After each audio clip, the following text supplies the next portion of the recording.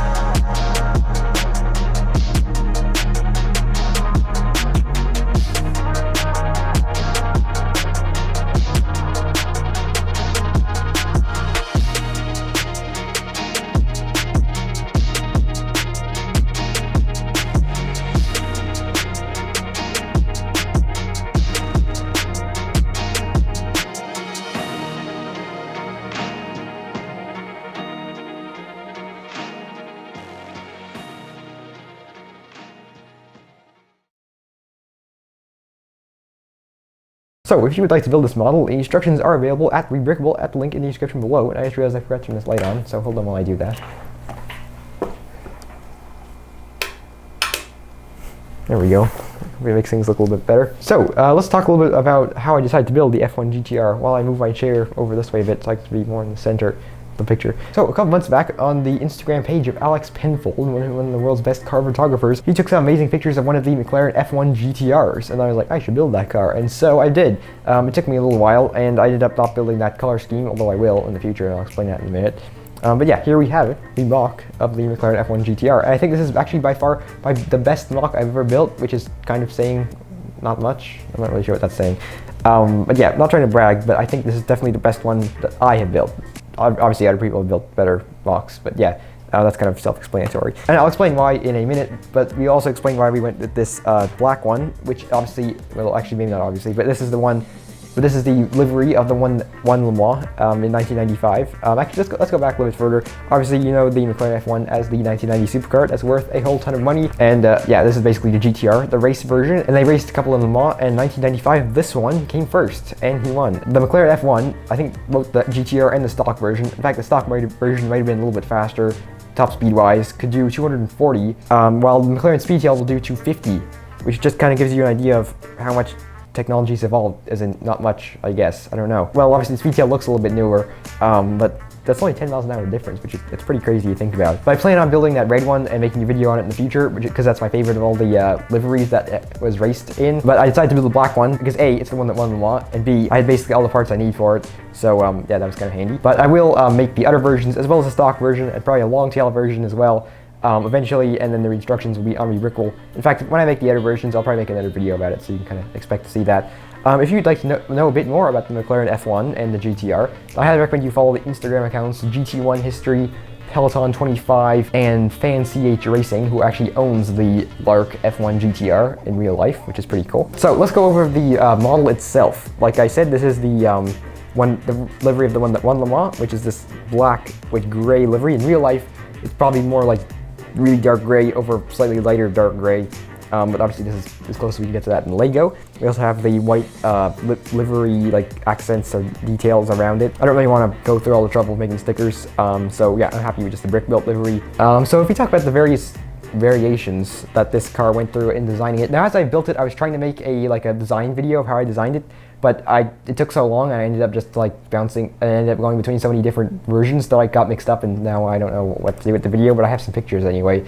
So the first versions I was messing with the front end, because the front end was by far the hardest part. I knew when I started I wanted to use these curved slopes for the headlights, because I thought that would look really cool. And so I was trying to integrate them in different ways, and none of them looked right, and most of the time actually all of them looked too much like a Countach, which was kind of weird. Eventually I settled on design that was somewhat based off of the other F1 mocks out there, while also looking somewhat unique because of my headlight idea, which I think looked very good. But this is by far the hardest part of the model to design. It took like a week or something to come up with the front, and probably like a week to come up with the back, or I mean the rest of the model, which is kind of interesting. That's how most models are, I guess. You kind of just, there's like one part that's by far the hardest part to try to solve. Another thing about the F1, McLaren F1, or building a Lego one at least, is that very few people have built it before, as opposed to like Lamborghinis or whatever, where everybody's built one. And so it's actually very easy to come up with a good looking and unique model, or a model that's both good looking and unique, because often when I try and build something that doesn't look like anybody else's model, because I want it to be different, and I also want it to look good, and that's very hard to do both. And so it's very easy to make a car that nobody's built before, very few people have built before anyway, because it's like, yeah, obviously it's easier because, yeah, nobody's done it. Well, not nobody in this case, obviously. There are quite a few other good ones out there, but yeah, it was much easier with this model than some of the other ones I tried, like the SVJ, which I've been working on recently, which has been kind of a nightmare because because it's very hard to build any part of it without making it look like somebody else's car. But yeah, that'll be in another video. So now that we've ranted on for a bit about the building the car, and actually we'll talk about one more thing about the design. The original design had a 4-stud wide roof. Well, either way, there were two versions. It looked like this first, with the roof with 4 studs long, I think, and then the whole like engine cover area was a stud shorter, and then I decided this doesn't look right, and so I extended the engine cover, shortened the roof, and it looked really good. Then it wouldn't fit minifigures, so I spent about 3 days trying to move stuff around to get it to fit a minifigure, and it finally does, which is quite an achievement considering basically none of my recent models have been able to fit minifigures, so that's pretty, I'm very happy about that. It still only fits one with a helmet on and not like a hairpiece, but still, it's kind of a cool little detail, I guess. All right, now that we've ranted on enough, we will go actually look at the details of the car. Now, this particular chassis, whose name I forget or number I forget, that won Le Mans, had these interesting fog lights on the nose. So I've tried to like integrate those here. It's not a very good integration. Obviously, they're not perfectly in the center, which looks a bit strange, but I'm still happy with that I was able to get them in there. Let's examine this nose a little bit closer that took so long to design. So I pull it off the car here so I can explain it. Hold on. There we go. So, looking at the nose here. Now, hold on, wait. Okay, so I had the idea, like I said, originally to use these curved slopes for the headlights. And so I tried a lot of different techniques, like I already said, to get them to look right. And I finally ended up going with like the surrounding bit, similar to the other people's mocks. And then I went to the headlights with my own design, and I was able to come up with something to hold them in place. This also took a lot of work to try and get something that would hold them in at the right angle and not too high up, not too low. This assembly makes it very adjustable, which is great. As you can see, we're using 2 lipstick pieces here. All the final design, I'm using these newer bar pieces, which are a little bit more sturdy because they're not made of rubber or whatever material the lipstick pieces are. But yeah, I think it came out really nicely. The white headlights are not entirely accurate, but I feel like they look the best. I tried light bluish gray and dark bluish gray. They kind of blend in with the color of the car. So yeah, white I think looks the best. It's a very interesting kind of build because there's a lot of techniques going on. A lot of snot going on, that sounds horrible. Because we have like the top part, we have the centerpiece with the snot bricks, and we have the front kind of like, the front kind of intake area. So basically it connects, yeah, it all connects together very nicely, I think. And also another interesting thing with the front is that these intakes on the front, as you can see, they're light bluish gray because it's a black car, so black intakes look kind of weird, or you wouldn't be able to see them or tell that they're there. So we're using light bluish gray, which looks very good. I got the idea from my friend SFH Bricks on Instagram. You can go check him out. He's made some very nice models, including I think more than one black car with gray intakes, which is obviously where I got the idea from. Otherwise, there's not really too much else going on. Or actually, like I should mention one thing. I did most of the other F1 GTR mocks use this technique of tiles in the front, and then 2 tiles are different to represent, and 2 tiles are black or gray in this case to represent the intakes. I didn't want to do that because it means from the top you can see the intakes, which is not something on the real car, but in the end I had to go with it because I couldn't really think of anything else. And it actually looks fine in the end, so I'm happy with it. And then as you can see, one blue tile up there to represent the British flag on the front, and then there's one little white section to represent the racing number up on the front. And now we'll get that back in place right there. Now, if we look around, the front splitter is really very simple. In fact, a lot of it, not a lot, some of it is borrowed. The techniques are borrowed from my F50 GT, which also looks very nice next to this model. One of them was a bit more successful than the other in GT1 racing, but yeah, they both look really good together. Anyway, moving back, we have the windshield technique, which a lot of people are using these days. I'm not sure if there's a name for it, but it looks very good. Hold on, I just broke something. There we go, I think, there we go. Yeah, it looks very good, very adjustable, obviously. And then we're using these mirrors on the sides, which are formed using these clipped with bar holder pieces, which looks really cool. Then we move on to the sides of the car. Now the sides are using an interesting technique. A lot of people have came up with some really cool ideas and designs for F1, McLaren F1 sides, especially rolling bricks with his using this like sword piece for the side, which is a really great idea. I tried to go with something a bit more traditional, I guess, just using plates and then angling them at an angle to make them look right. And originally I was going to go with the ball joint technique like I used on the Koenigsegg Jesko, but then I realized that's like, for this car, it's way too complicated, and so I just decided to go with these round plates with a bar sticking out, which is a super useful piece, and then using a transparent plate to kind of hold up this top part. Now, in real life, there's actually a British flag on the front here, but because all the pictures you see of this car, it actually is typically so dirty after it raced in Le Mans that you can't see the British flag on that front fender. So I actually lifted it off because I think it looks a bit more real, which is kind of weird to think about. But also, it's not very big, so I was going to use a 1x2 plate to represent it in blue. That was just kind of stood out too much, I think, and so we skipped it. Otherwise, around the front here, around the side, we have this square, which is kind of roughly where the racing number would be. We have the decal racing sponsor on the side here, which is obviously not the exact right shape, but it's very close, I think. Using some slopes here, this front slope tile is actually kind of interesting. I bought the whole Corvette C8R and C2 Corvette set just to buy this one piece, which is kind of weird. I haven't done that before, but I did, and it actually went pretty well. So yeah, that's kind of a piece that you'll be able to find on Bricklink because it's recently released in a newer set. Otherwise, there's not too much going on here. It's pretty simple. Yeah, not really too much going on. Then we move on to the interior, which is actually normally not the most important part of my models, but this model, it is definitely the best part. Or maybe not the best part, but it's definitely one of the more complicated and cool parts, because the roof basically is removed in this kind of one section that comes off with the main seat. Now, I actually tried very hard to fit a minifigure in this, and I achieved that. And so you can actually fit one minifigure, like I said, which took a lot of work and a lot of maneuvering stuff around to actually get them to fit. But in the end, we succeeded, like I just said. In the interior, we have the full dashboard, steering wheel, gear shifter formed with a microphone. We have some pedals, which I think is a really cool technique. We only have 2 pedals, but because the F1 kind of has one like big clutch pedal and a smaller brake and accelerator, something like that. I can't remember what they look like, but either way, we only have like 2 pedals that kind of represent 3 pedals. But yeah, I was still really happy I was able to integrate them in there because I think it's a really cool detail. And the minifigure's feet go right up against them, which makes them look like he's kind of like pressing them, which is cool. And then around the sides, as you can see, we have this like kind of like stack of bricks with a panel on top, and that basically just fills in the side here.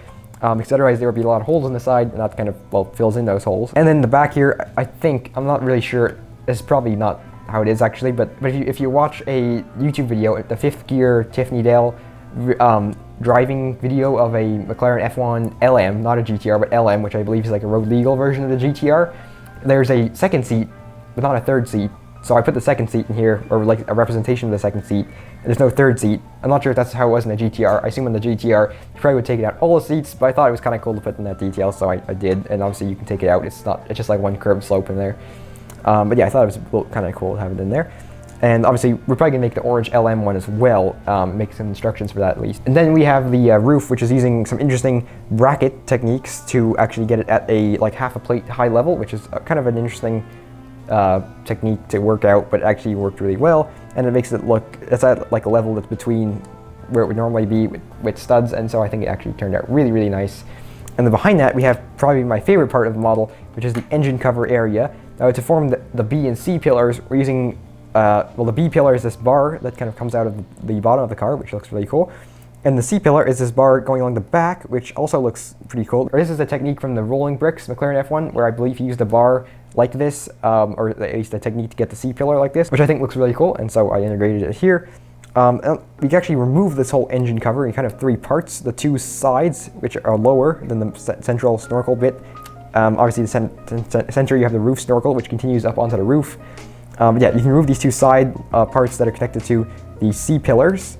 Hold on while I do that. And then you can remove the snorkel in the center, and basically the whole thing comes out, which is kind of cool. This is probably my favorite part of this model, because then when you open up, in fact, you take the spoiler off and you take kind of the rear deck lid engine cover off. Now there would normally be a trunk in here in real life, but obviously we couldn't put that much detail in, so we had to kind of like compromise. And so we have the very iconic gold exhausts, the 4 gold exhaust system, or 4 gold exhausts in the back, and I'm super happy with this detail. formed with 4 of these like bar holders, clips connected to a bar, connected to a robot arm, connected to another bar to get them to hold in there, to hold them in there, and then you can just swing them out of the way. And then under that you have an engine, and this is pretty much a idea from the Brixbox Mox P1, which actually be a very nice companion model to this car, considering the P1's kind of a successor to the F1. And then you have a full engine in here, which you can remove. It requires a little bit of work to get it out of there, but yeah, basically you have the full replica, well, not full replica, a mini replica we should say, of the BMW V12 that powered this McLaren F1, and little intakes on top, and intakes line up with the roof snorkel, which I thought is pretty cool. And then basically you can kind of just put everything back together, which will take a little while.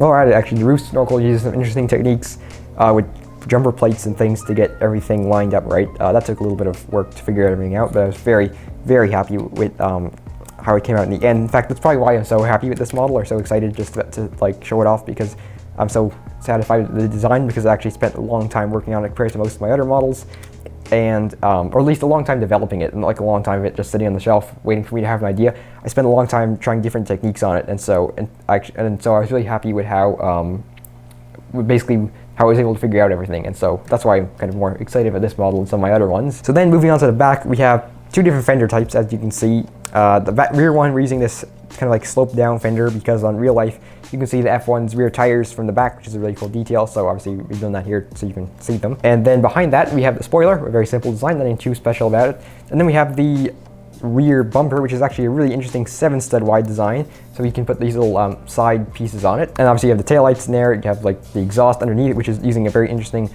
offset mounting technique, which also mounts the rear bumper. So there's a lot of snot building crammed into the rear of this as well. So yeah, I'm just really, really happy how this came out. I have a feeling it'll look actually a lot cooler if we build the Lark one or the Harrods one, which is the bright yellow one, because black, while it's a cool color and I think it looks really good, I would much rather, like, I'd be very excited to see this in a bright color. So we'll be doing that sooner or later, depending on things. Typically we do actually end up doing it later, so oh well. But yeah, I guess that's it for today's video, and that ends our overview of the F1 GTR mock. So like I said, the instructions for this and hopefully some other variations by the time this video goes live will be at Rebrickable. And if you'd like to buy, I forgot to mention this in the beginning, but at the website, because we have because I've kind of been working on the website, we have website V2 should be coming out soon, which I'll link to down below. And that right there, you can actually buy a custom kit of this model at the kits section of the website. And yeah, so if you want to check that out, you can. Hopefully it's out by the time this video goes live. And yeah, I guess it's it for today's video. So thank you guys for watching. Thank you guys for all the support, because a whole bunch of people have subscribed recently, even though I haven't been putting out any videos, which is means a lot. So thank you guys for that. And yeah, we should have a bunch of new videos coming out here real soon. So that's it for today's video. Thank you guys for watching, and I'll see you all next time.